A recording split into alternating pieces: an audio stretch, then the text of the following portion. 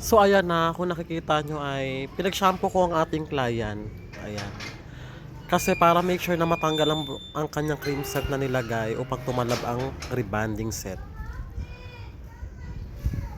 So ito na po siya ngayon.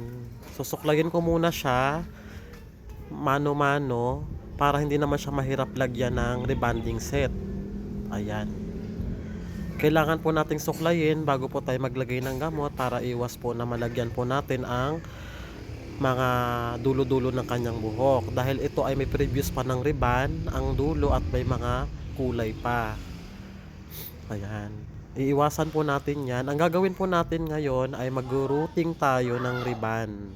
Kung ano lang po yung kulot sa ilalim ng kanyang buhok, yun lang po ang lalagyan natin ng rebonding set para po sure po na hindi po malagyan yung ibang may preview sa punang ribbon, yung nakikita nating straight pa yung ibaba na yan. Hindi pa natin siya masyado makikita kasi basa pa. Ang ilalim niya talaga guys ay kulot. Hindi naman siya super kulot pero wavy na, malalaki na may pagkaano lang, parang maalon-alon. So yung iba hindi pare-parehas, meron talagang pinong-pino ang pagkakinky, ayan. So pagkasapos natin siya suklayin, maya-maya ay gagamit naman tayo ng ating lagayan ng ano, yung bowl natin, yung black, ayan. Para doon natin ilalagay ang ating rebonding set. Nag-refill lang kasi ako guys para magkasya sa aking bag. Kasi hindi siya kasya doon malaki kasi ang gamot. Ayan. Katapos suklayin lang yan guys. Suklayin lang natin ng kaunti, bahagya-bahagya lang yan. Para sigurado na hindi maputol ang buhok ng ating client. Make sure na dapat dahan-dahan lang po ang pagsusuklay.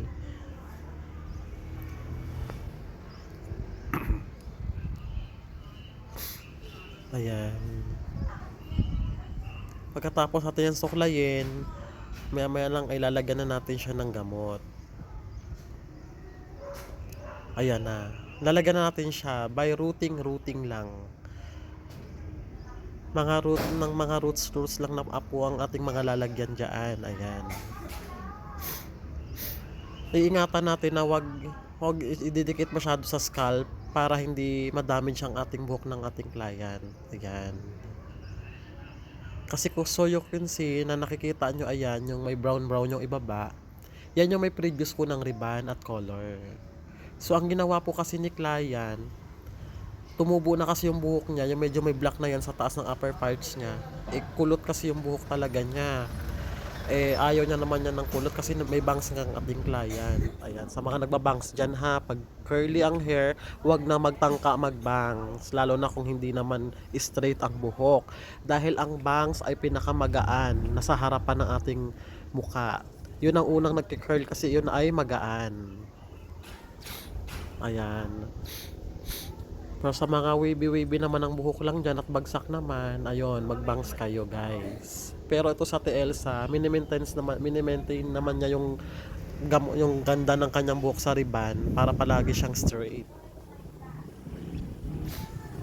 Yan, para palagi siyang straight kasi nga nagbabang siya guys So kailangan niya talaga na pag humaba yung buhok niya, kumulot, paparuting lang niya. Hindi naman kasi po kailangan na sa tuwing sasabihin na magpapariban ay lahat po ng buhok ay ireriban. Meron tayong tinatawag na routing lang. Kung ang ibig sabihin nun, kung ano lang yung kulot sa ilalim, yun lang ang ireriban. Pero yung straight niyang buhok sa baba, yung may previous ng rebonding set at hair color na colored na ng kulay yung kanyang buong buhok, hindi na po yun isasalip up sa gamot. Pagkatapos po nating lagyan niya ng gamot ng rebonding set, lalagyan po natin siya mamaya ng hair mask conditioner sa itaas para hindi po madamay ang kanyang buhok sa ibaba. Hindi sa ibaba guys ha. Buhok sa laylayan ng hair ng ating client para make sure na hindi ito masunog at maapektuhan. Ayan. Lagyan lang po natin yan guys hanggang sa malagyan natin lahat yan. Isusunod naman natin dyan mamaya ang hair mask. Yan. Basta guys ha, pag naglalagay kayo ng gamot, huwag nyong isasagad sa anit. May 1 meter kayong ititira. Pero hindi naman sobrang haba guys ng ititira nyo ha. Huwag lang talagang ididikit sa anit hanggat maaari. Hindi naman siya delikado, pero mas maganda na rin yung maingat. Kesa naman mapano ang buhok ng ating client, di naman pare-pares guys na matibay ang ating hair.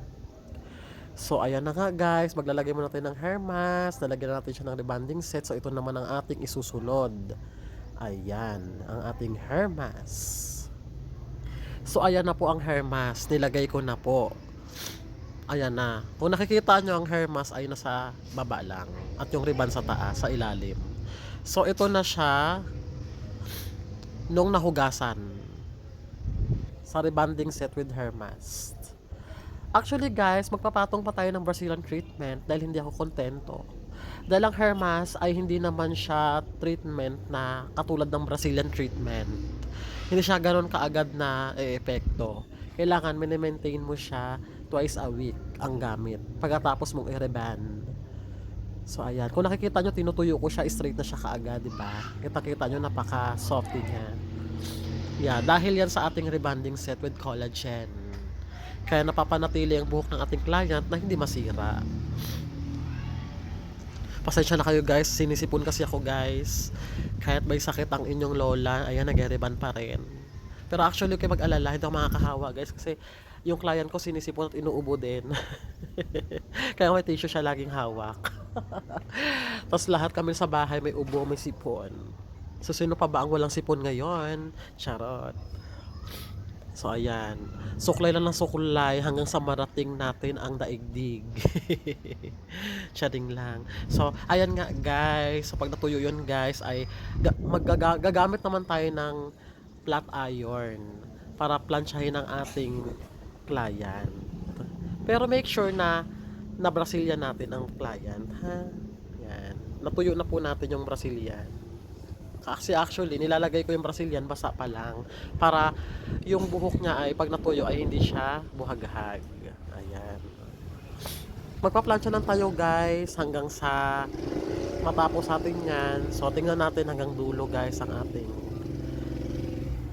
ating finished product. So ayan, dapat kasi guys pagpa-plancha yan guys ay masinsin at manipis para maiwasan natin ang back job ng buhok ng ating client. Syempre pa nag-back job yan guys, another time. So, sana nag-reban ka sa kabila ay nire-reban mo siya ulit. Mas maganda guys, wag niyo mamadaliin ang gawa niyo sa reban. Mas maganda kung wag nire-reban kayo, advice lang. Wag niyo pong mamadaliin. Session by session po ang gagawin niyo. Ayan, mas maigi na po yung sigurado tayo kaysa po ay pumalpak ang ating gawa. Ayan, mas maganda po yung sure tayo sa ating trabaho, at least nagpakahirap tayo isang beses lang. Huwag natin titipirin ng oras ng ating client dahil ang akala natin ay nakakadaya tayo ng oras ng ibang tao at nakakapanloko tayo, ay tayo pa pala ang naabala sa dulo. Dahil hindi natin ito naayos ng pagpaplansya. Lagi yung tatandaan guys, ang pag-reban ay nakasalalay palagi sa pagpaplansya at hindi binibase sa gamot na ginagamit na product nyo. Ayan guys, mamahalin man yan o mumurahin, basta maganda ang pagpaplansya, daig nyo pang bumili ng mayamaning gamot. Ayan. So actually, yung gamot ko naman pong ginagamit ay hindi naman po siya local. Ito naman po ay tinatangkilik ng bayan na ginagamit sa ating parlor, sa lahat ng establishment na pwede natin pagbilhan, tulad ng mga hortalesa. Pwede tayo bumili sa Raon or doon sa bilihan mismo ng EPSA. Ayan yung plancha ko, sa EPSA ko po nabili yan. Tuwang-tuwa nga kung ginagamit ng planchang to kasi malapad yung plate niya eh. Sakop lahat o kahit manipis, malapad ang kuha. Tipid na rin sa oras. At bukod doon, maganda pa ang result ng rebanding at ang ating reban ng ating client. So ayan, sinisipon na nga ako guys. Syempre, tamang panood pa rin ako ng Annalyn, yung aking sinusubaybayan sa TV. Ayan, habang nag-reban ang aking lola, diba? O, at least hindi tayo naboboring. Pero make sure habang nanonood, wag naman pabayaan ang obligasyon sa hair. Baka naman mapasok ang ating client. Charing. Siyempre isang sulyap lang, tapos huwag na ulit tumingin. Makinig na lang sa TV. Mas ang focus natin dito guys ay buhok ng ating client para make sure na ang buhok natin ang nabubulol na ako. Para make sure na ang buhok ng ating client po ay siguradong pulido ang pagkakagawa. So ayan. Di ba kung nakikita nyo naman guys, habang pinaplansya ko ay napaka-fluffy niya at makintab. Dahil po yung ating gamit na rebonding set ay may collagen. At actually, nilagyan pa namin yan ng hair mask with Brazilian treatment. Kaya, napatodo yata ang ganda ng buhok ng ating client. Ayan. So, plansyahin lang natin yan guys hanggang sa makaabot tayo sa dulo. Ang haba-haba kasi ng vlog na to eh. So, kailangan kasi natin ipakita talaga ang mano-mano nating paghihirap para makita ng taong bayan kung gaano pinaghirapan ng ating hairstylish na masugid ang buhok ng ating client. So, ayan guys. 'Di ba umuusok siya? Nakakapasok yun guys. Kasi medyo pag pinalansya mo ang buhok ng ating client ay hindi may iwasan na ito ay malamig-lamig pa, kaya galing kasi siya sa basa at bino-lower lang natin para hindi mapaso ang ating client. Hipan-hipan po natin ang anit ng ating client para hindi po siya mapaso. So ayan guys, sinisipon na naman ako guys. Okay lang yan guys. Ang importante naman may boses pa dito tayo at hindi tayo namamalat na sobrang malat na wala na talagang boss na bonggang bongka.